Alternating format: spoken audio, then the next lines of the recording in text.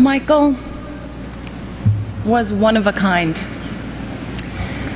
I was thinking back to when we met and the many times that we spent together. And whenever we were out together and there would be a picture taken, there would be a caption of some kind. And the caption usually said something like an odd couple or an unlikely pair. But to us, it was the most natural and easiest of friendships.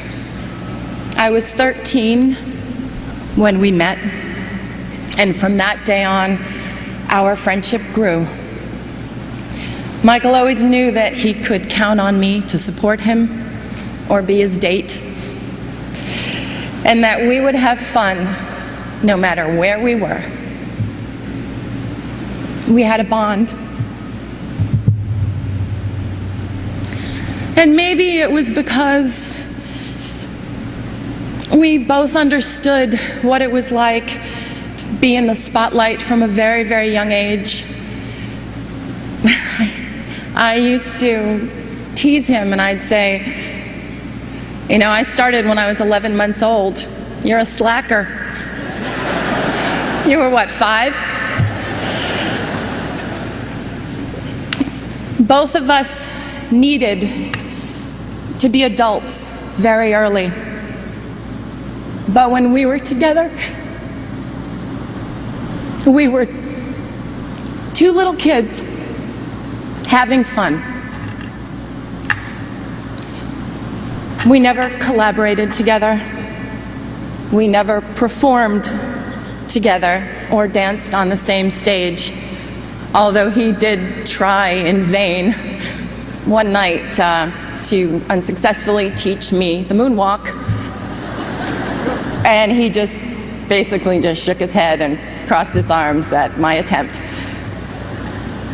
We never filmed a video or recorded a song, but what we did do was laugh.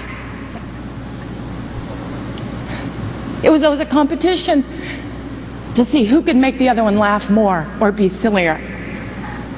Michael loved to laugh. His heart would just burst out of him when he was laughing. He adored it when I did silly imitations or told him stories about my life. MJ's laugh was the sweetest and purest laugh of anyone's I had ever known. His sense of humor was delightful, and he was very mischievous.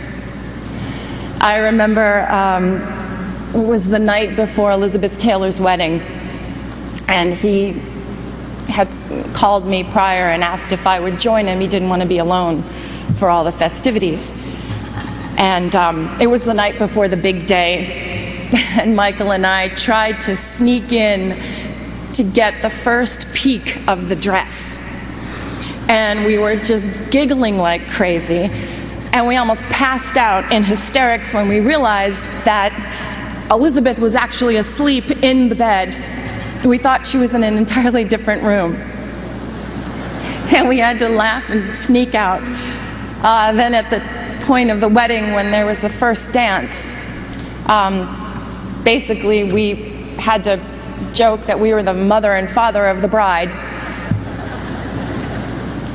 Yes, it may have seemed very odd to the outside, but we made it fun and we made it real.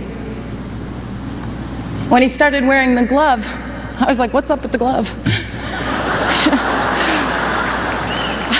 I was like, look, if you're gonna hold my hand, it better be the non-gloved one, because sequins really hurt me. He would dig in. He'd just shake his head and he would just smile. He loved to be teased. Seeing him smile made you feel like everything was going to be all right. To the outside world, Michael was a genius with unchallenged ability. To the people who were lucky enough to know him personally, he was caring and funny, honest, pure, non-jaded, and he was a lover of life. He cared so deeply for his family and his friends and his fans.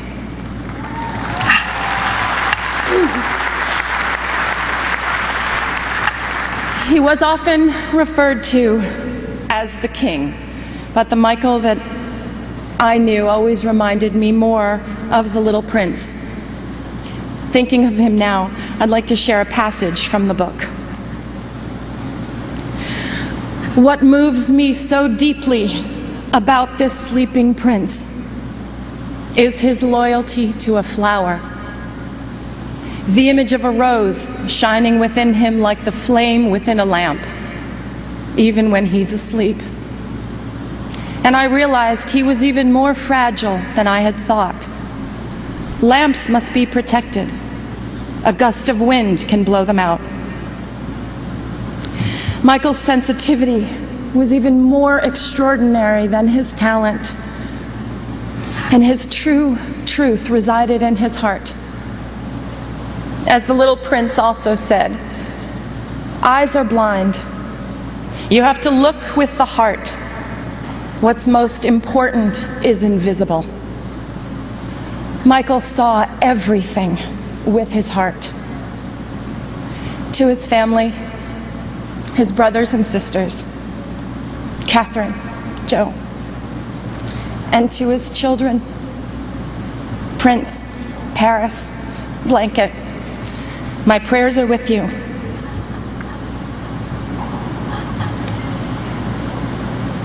Michael's favorite song was not one of the countless masterpieces that he gave us, but it was a song that Charlie Chaplin wrote for the movie Modern Times. It's called Smile. And there's a line in the song that says, "Smile though your heart is aching."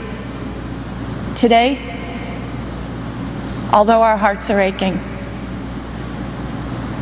we need to look up where he is undoubtedly perched in a crescent moon, and we need to smile.